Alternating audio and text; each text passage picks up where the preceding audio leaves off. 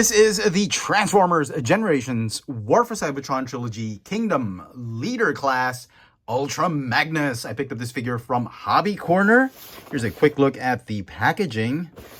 Kingdom Ultra Magnus looks amazing. This figure has all the elements and feels and nostalgia of the G1 Ultra Magnus, and it is the Generations Ultra Magnus that I have been waiting for.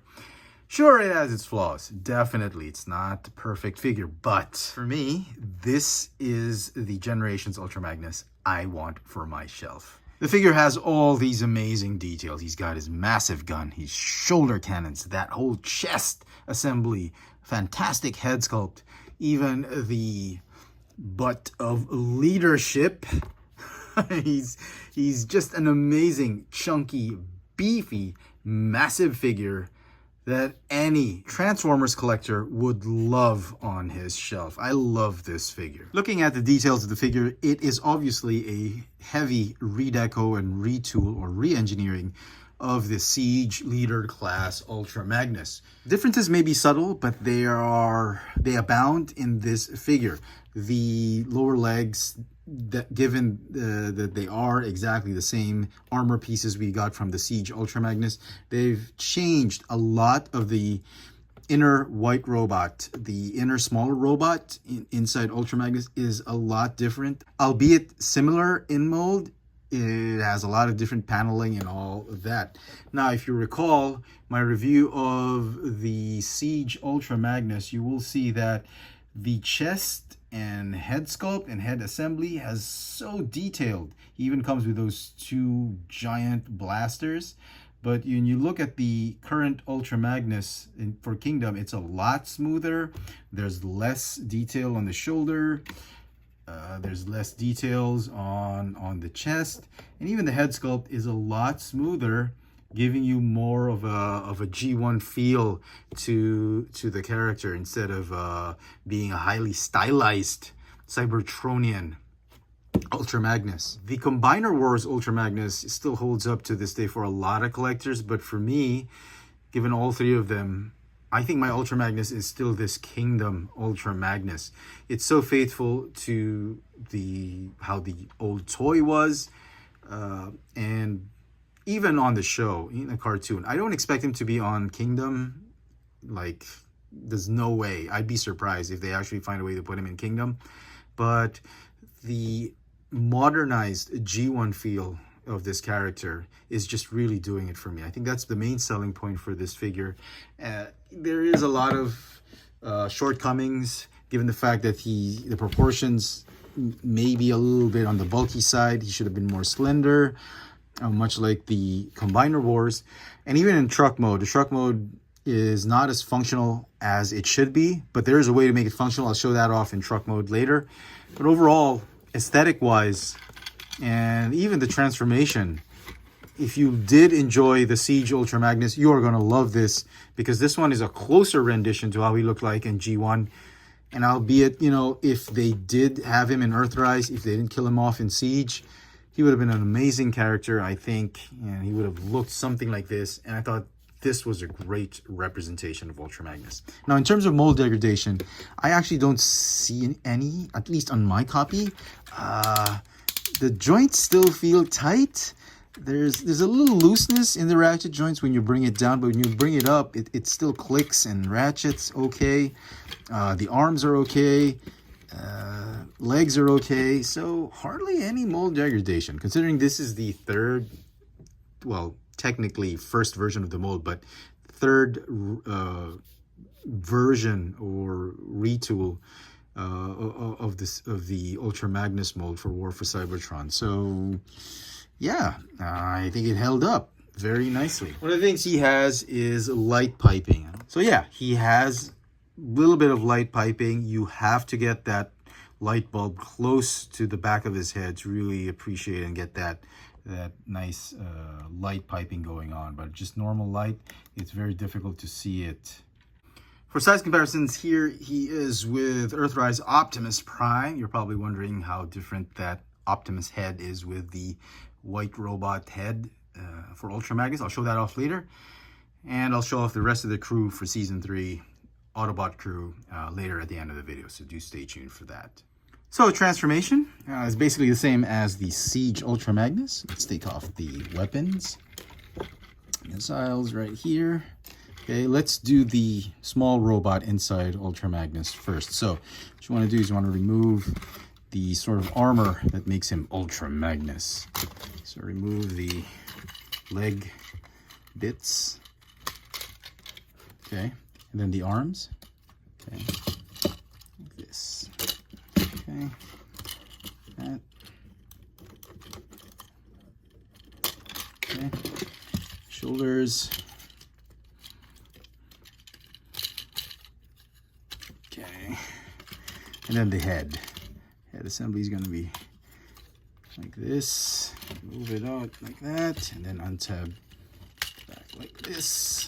Okay, and then what you want to do is you want to move up the butt of leadership. Then do it like that. Untab these. Oh, out. And then fold out the head. Rotate this one like this. And there is Ultra Magnus in the small robot mode. The instructions tell you to do this as well, just to stabilize him because he's back heavy. But I honestly don't feel the need for it. I think he'll stand up okay even without those spurs, those heel spurs. I think he's fine. So he looks great. It's a completely new chest. They've obviously changed a lot of parts here and there, the thighs, the shoulders, even the arms. They've retained the legs, lower legs for the robot mode, but they've changed most of the pieces that were present in the old Siege Ultra Magnus. Now, as far as that head sculpt goes, it's different. It's actually different. I was surprised. I thought they would just recycle that Siege or Earthrise Optimus Prime head, and it is an Optimus Prime head. It just feels a tad bit smaller or thinner compared to this one. This one's a little bit more massive and bulky, and yeah, it's a little smaller, but it is an Optimus Prime head and an Ultra Magnus, small robot Ultra Magnus head. To transform him into his truck mode, let's start with this robot. So go ahead and fold down that head. Okay, rotate this one back like that, and put this back right this, and then push out the torso until it snaps. Fold this one down, and then rotate that entire torso, and it just stays like that. And then the arms, they are going to fold back like this. Okay, come on. Okay, they're just gonna stay like that. Fold, rotate the fists like that, and then the legs, you're gonna move them apart like this, and then tab them onto those small tabs right there on the crotch piece. Okay, so don't combine them yet before folding them up, because that's just going to break some tabs here and there. And there is the cab of the truck. So it rolls very nicely. Okay, we'll set him off to the side for now. Okay, let's start with the head assembly. You're going to fold it this way and this way. Okay, this is going to be the top part of the trailer. Okay, and then the feet, snap them out like that, fold them back like this. That's one side, and then this one, same, snap it like that, and like that. Okay, and then what you want to do is you want to fit this middle piece or this abdomen piece right here, and then these are going to tab in like this. If you plan on transforming it back and forth, robot mode, truck mode, don't tab it all the way in, because it is a pain just to get these tabs out. And you always feel like you're going to break it, but just be careful of that. Okay, and then tab, okay. And you leave these open so you can combine it with the trailer. Okay. Oh, I forgot to do this. My bad. The arms, or the armor is supposed to tab in here.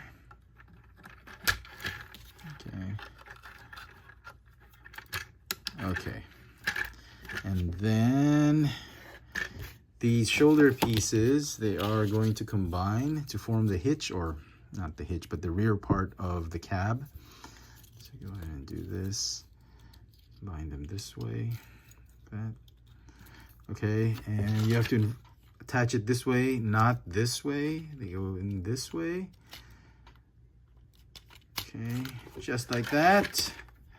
And then we're ready to combine them to form the full truck mode. Now, just before we do that, I've seen a lot of reviewers and collectors say they can't fit anything inside the truck. Well, you actually can. If you have the buzzworthy, I suppose, buzzworthy Legends Bumblebee, you can put him right there. Just let him snuggle right there and combine the truck as he's inside. So do this, do that, and then these, they're just gonna snap onto those things, and there you go.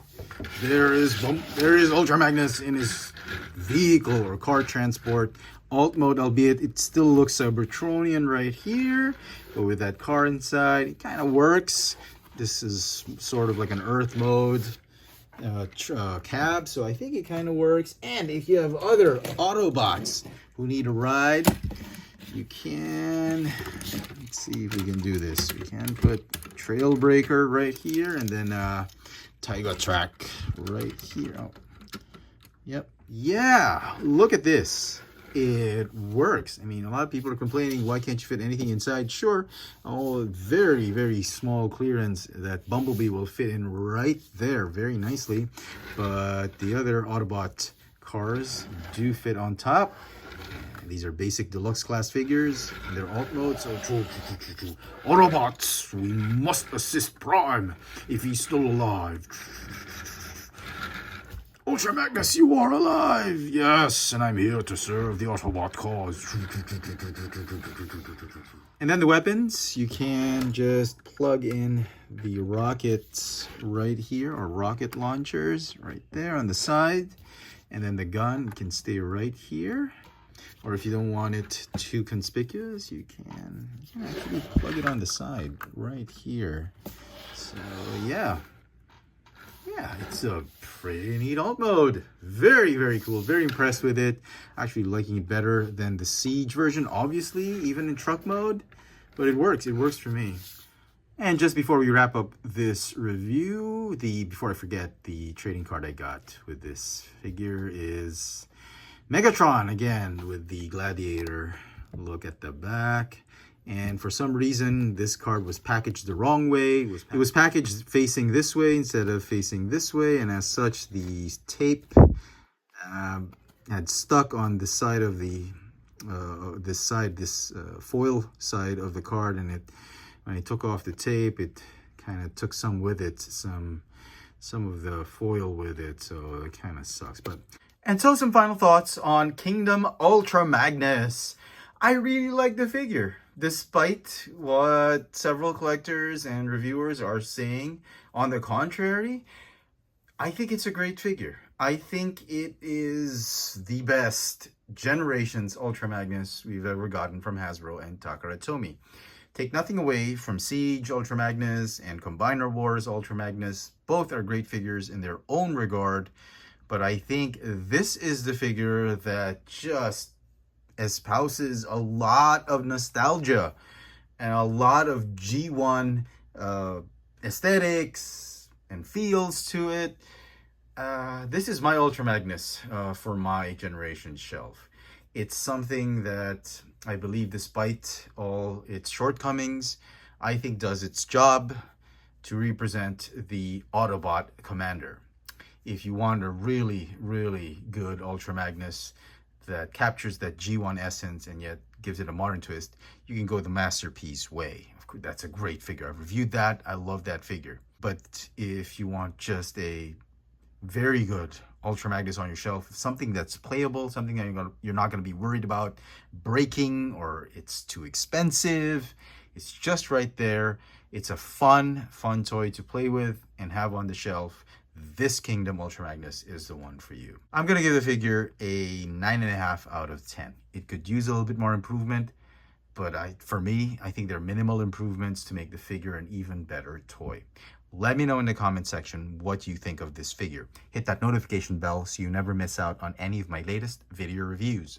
If it's your first time here, please subscribe. If you want to help the channel out, please check out my Patreon account. There's a link in the description box below. Thanks for watching.